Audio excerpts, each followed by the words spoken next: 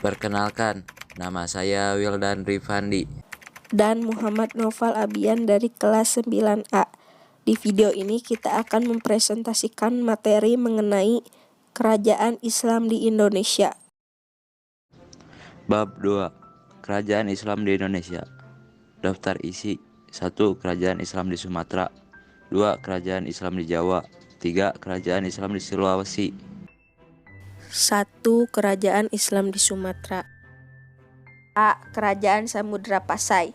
Raja-raja yang memerintah di Kerajaan Samudra Pasai adalah Sultan Malik Al-Saleh, Sultan Muhammad Malik Zahir, Sultan Mahmud Malik Zahir, Sultan Zainal Abidin Malik Zahir, Sultanah Nahrisyah, Abu Zaid Malik Zahir, dan Mahmud Malik Zahir.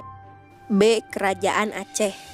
Kerajaan Aceh didirikan oleh Sultan Alimung Hayat Shah pada tahun 1530.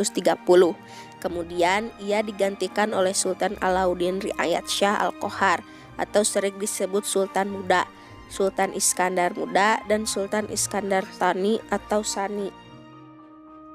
2. Kerajaan Islam di Jawa. A. Kerajaan Demak. Demak berdiri pada tahun 1500 sebagai sebuah kerajaan yang terletak di daerah Bintoro, dekat muara Sungai Demak. Raja-raja yang memerintah di Demak yaitu Raden Fatah sebagai pendiri dan raja pertama, Pati Unus, Sultan Trenggono, dan Sunan Prawoto.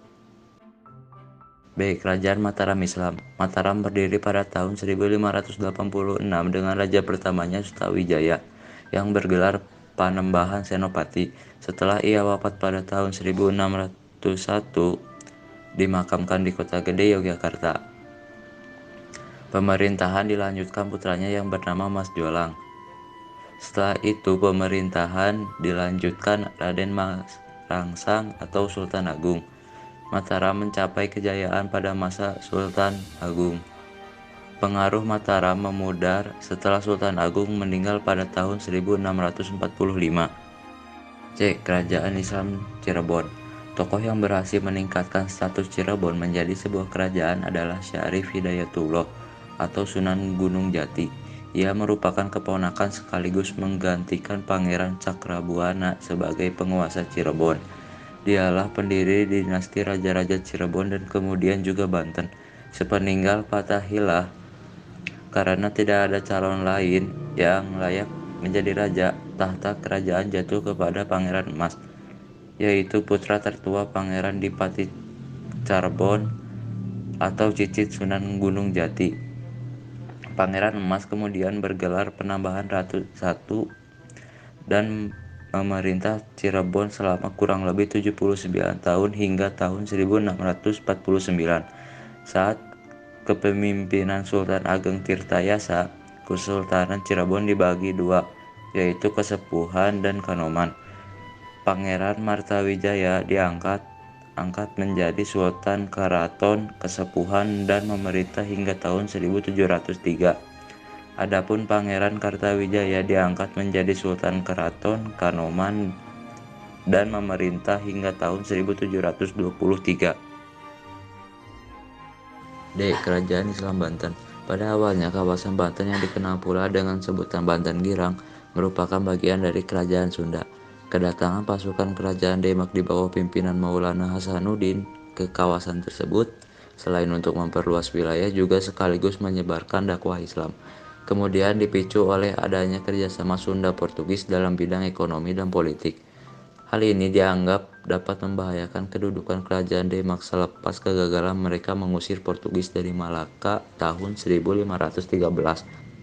Atas perintah Sultan Trenggono, Maulana Hasanuddin bersama Fathahillah melakukan penyerangan dan penaklukan Pelabuhan Kelapa sekitar tahun 1527, di mana waktu itu masih merupakan pelabuhan utama dari Kerajaan Sunda. Masa Sultan Ageng Tirtayasa bertahta dari 1651 sampai 1682 dipandang sebagai periode kejayaan Banten. Di bawah kekuasaannya, Banten memiliki armada yang mengesankan, dibangun berdasarkan contoh Eropa, serta telah mengupah orang Eropa bekerja pada Kerajaan Banten. Dalam mengamankan jalur pelayaran, Banten juga mengirimkan armada lautnya ke Sukada atau Kerajaan Tanjung Pura, sekarang di Kalimantan Barat, dan menaklukkan pada tahun 1661. Pada masa ini Banten juga berusaha keluar dari tekanan yang dilakukan VOC yang sebelumnya telah melakukan blokade atas kapal-kapal dagang menuju Banten. 3. Kerajaan Islam di Sulawesi. A. Kerajaan Gowatalo. Kerajaan Islam yang terdapat di Sulawesi yang paling terkenal adalah Gowatalo.